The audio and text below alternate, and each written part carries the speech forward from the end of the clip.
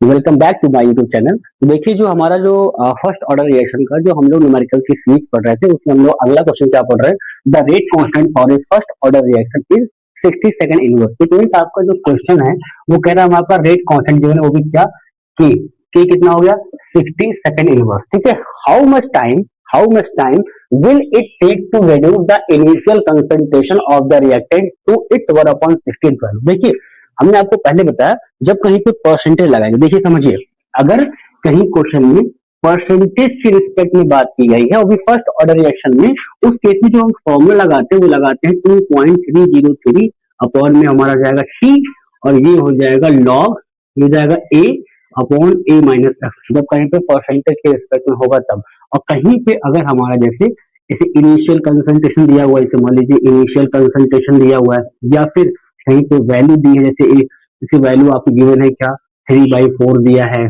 1/2 दिया है, जैसे यहाँ पे 1/16 दिया है, ऐसी कोई वैल्यू गिवन है तो उस केस में हम फॉर्मूला जो दूसरा बताए थे ऐसा लगाएंगे 2.303 अपॉन में जाएगा टी और ये जाएगा लॉग, यहाँ पे हम लिखेंगे क्या ये ए नॉट और ये हमारा हो जाएगा ए। जो ए नॉट होता है वो हमारा होता है क्या इनिशियल, वो होता है हमारा इनिशियल कंसंट्रेशन और ये हमारा होता है फाइनल कह सकते हैं, या फिर हमारा वो वाला कंसंट्रेशन जो हमारा कुछ समय बाद पूरा होता है। ठीक है, मतलब जो रिएक्शन हमारी थोड़ी बढ़ जाती है उस टाइम का जो कंसंट्रेशन होता है उसको बोलते हैं हम लोग ए। तो इस क्वेश्चन में कह रहा है कि जैसे how much time will it take to reduce the initial concentration of the reactant to its 1/16 value. कहने का मतलब जैसे जो आपका ये ए नॉट है उसको हम लोग मान लेते हैं कि हमारा वो ए नॉट है, लेकिन जो कह रहा है कि कितना समय लगता है उसके इनिशियल कंसंट्रेशन को 1/16 वैल्यू में जाने पे। मतलब जो आपका जो ये ए होगा, जो आपका ये ए होगा वो कितना हो जाएगा, वो आपका हो जाएगा 1/16 ए नॉट। समझ आया? मतलब ए नॉट जो आपका इनिशियल कंसंट्रेशन था उसका 1/16 हो जाए। अब देखो इसको वैल्यू पुट करेंगे तो फॉर्मूला कौन यूज करेंगे, ये वाला। देखिए तो इस फॉर्मूले में भी टी लिख दें क्योंकि टाइम पूछा हुआ है, कितना हो जाएगा 2.303 अपॉन में क्या हो गया ये के।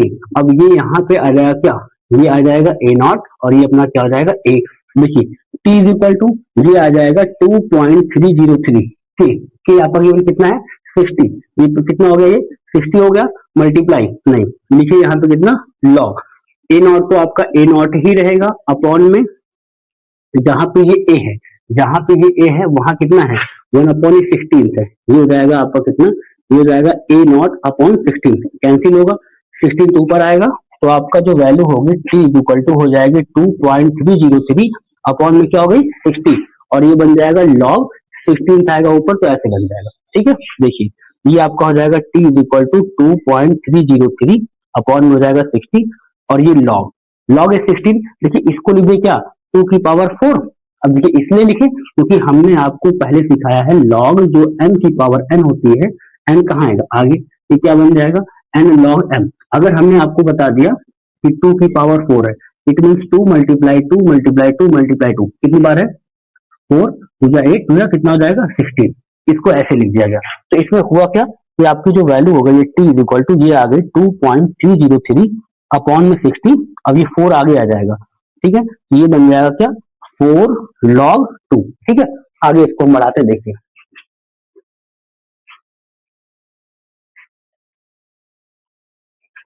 जैसे ये अपना जो टी है वो कितना आ गया 2.303 अपॉन, अब ये कितना आ गया 60 लिखा हुआ है 60, अब यहाँ पे आ गया 4 कितना आ गया ये आ गया 4 और जो log 2 की वैल्यू होती है वो होती है 0.3010।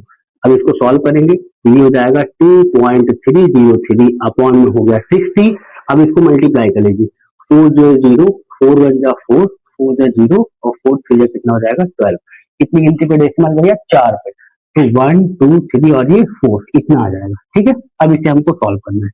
देखिए ये हो जाएगा टी इज इक्वल टू, सबसे पहले सॉल्व करने के लिए हम लोग इसको ना कुछ अलग तरीके से लिखते हैं तब आप सॉल्व कर पाओगे। ठीक है, देखिए अब ऐसा करो इसको हम लिखें केवल 1.2, तो ये अपना हो जाएगा 2.303 अपॉन में 60 मल्टीप्लाई, ये वैल्यू वैसे ही बहुत कम है, ये 1.2 मल्टीप्लाई करते हैं, आइए कितना हो जाएगा ये 2.303। अब चाहो तो इसको आप पूरा ही लिख लो कोई बात नहीं, आप पूरा मल्टीप्लाई कर लेते हैं, इसको मल्टीप्लाई करेंगे कितना 1 0.204, डेसिमल के बाद जीरो कोई मतलब होता नहीं है। चलो अब देखो करते हैं,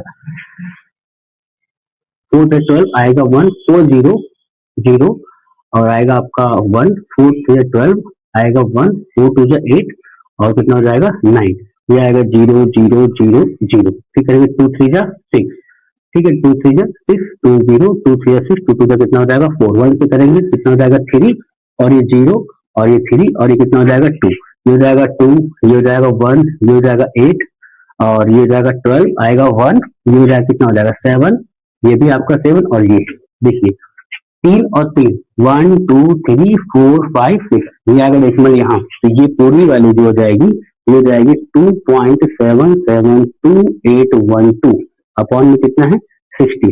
ठीक है, इसको ऐसे कर ले t इक्वल टू, इसको हमने डेसिमल को पूरा उधर भेज देते हैं। देखिए देख कैसे करते हैं, हम डेसिमल को थोड़ा सा लॉन्ग डिटेल लेके जाते हैं। देखिए अगर इस पूरे डेसिमल को यहाँ भेज दे 1 2 3 4 5 6, तो ये कितना हो जाएगा 2772812 मल्टीप्लाई में 10 की पावर -6। सही है, 2 4 और ये 6। अब इसको देखिए, अब हम लोग जो है अपॉन में कितना है ये 60 है, अपॉन में कितना है ये 60 है। अब हमको 60 से इसे जो है डिवाइड करना है, किसको ये 277, फिर ये जाएगा 2812, इसको हम केवल 6 से करेंगे, किससे करेंगे 6 से, क्योंकि हम जो 6 है ना इसको ऐसे लिख रहे हैं 6 मल्टीप्लाई में 10।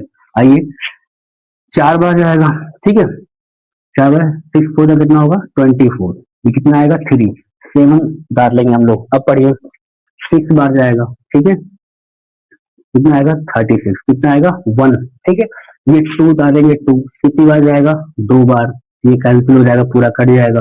ठीक है, इसके बाद हमें 2, ये बचा कितना हमारे पास 8, एक बार जाएगा 6, कितना आएगा 2, डेसिमल लगा नहीं है 2 आ गया, 8 लिया हमने फिर लिया 1, ठीक है 3 बार ले जाओ 10, कितना आएगा 3, उसके बाद कितना बचा 2 ले जाओ, 6 का पढ़ा पढ़ो, 6 की टेबल पढ़ो आप, 5 बार जाएगा कितना आएगा 30 आएगा, तो बचेगा लास्ट में कितना 2।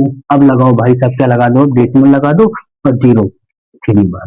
तो ये पूरा आप सॉल्व करोगे तो ये